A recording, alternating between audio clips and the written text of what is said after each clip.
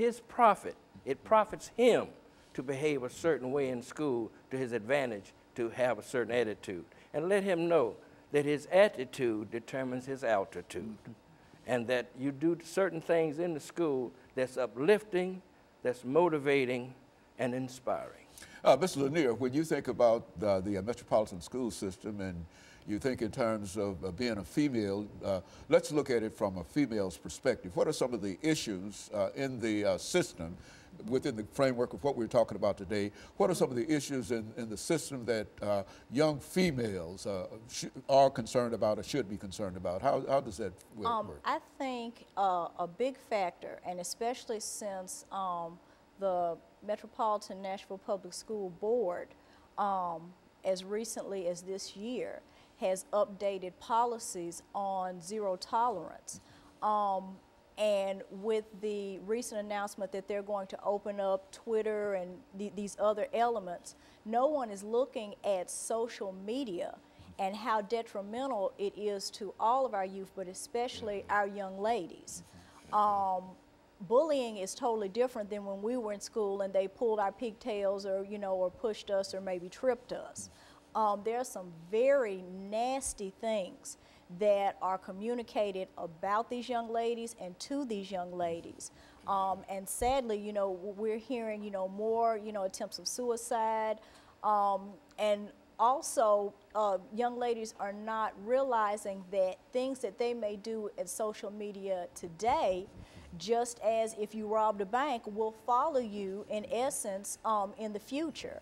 I have a friend who deals with student aid, and she said that one of the first things they do before they decide whether or not they're going to give a student any type of financial aid is they go out on social media to see what type of student this is. So you could be a straight A student, never got in trouble, but because of one single misjudgment on social media, you know, be passed over for financial aid, for a job, or numerous other things.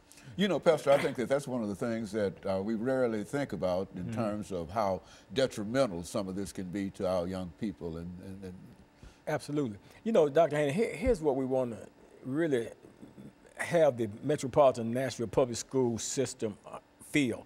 We want them to feel the presence of the Educational Committee of the NAACP as well as the full backing of the NAACP when it comes to and relates to our children's education.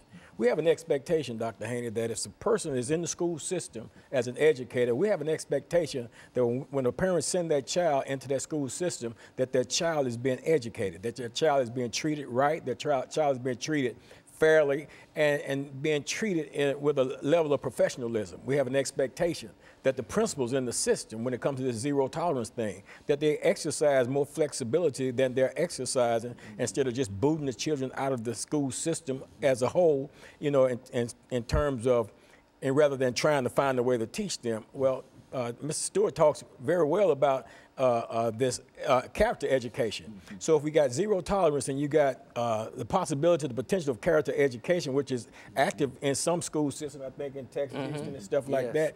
But why not here in Metro? These are things that we want to see implemented within the Metro Nashville Public School system, because we want to be able to find a way to properly educate our children, and we want them to be educated by trained professionals who's going to act in a professional manner. It's not going to be disrespectful toward our children and the like, because if those things are happening, rest assured that the NAACP, we're looking, we're watching, we're going to be at your meetings, we're going to be in your face, we're going to be where we need to be so that we can guarantee that a child, a mother who sends her child, a father who sends his child to the school system, that they can have a reasonable assurance that when they go off to work and when they retrieve their child in the evening, their child has been exposed to an environment that cares, concern, and is properly educating that child. And we're not settling for anything less than that. This is what we expect, this is what we're moving toward, and this is what we're going to accomplish in this situation. Very good. Mr. Stewart, we've got about 3 minutes. Let's start off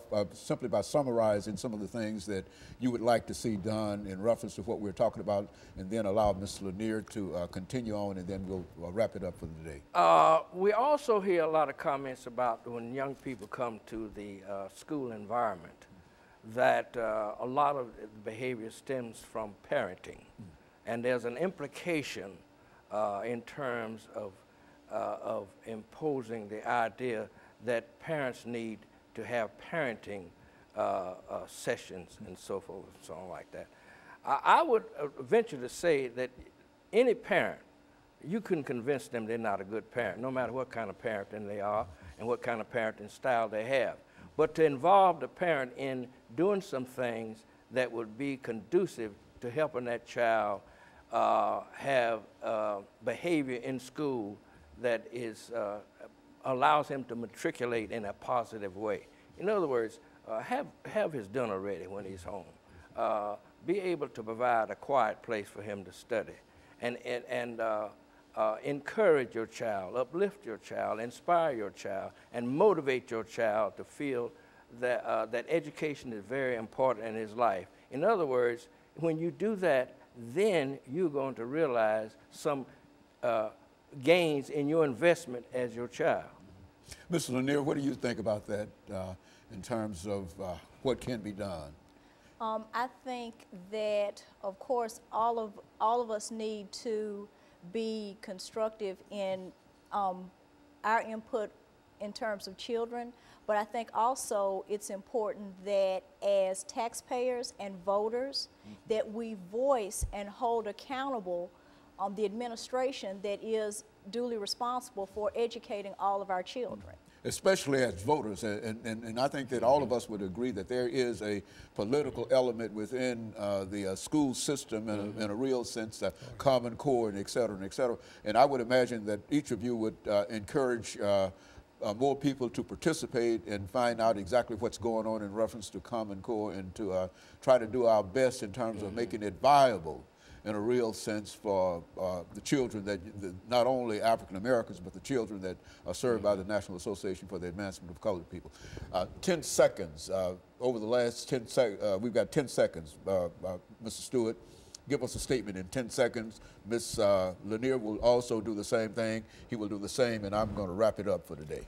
We've got to convince our young people that they are tomorrow's America, and that they must be serious about their education, and that they must try to make their endeavors to do the best they can to the highest of their ability. Ms. Lanier?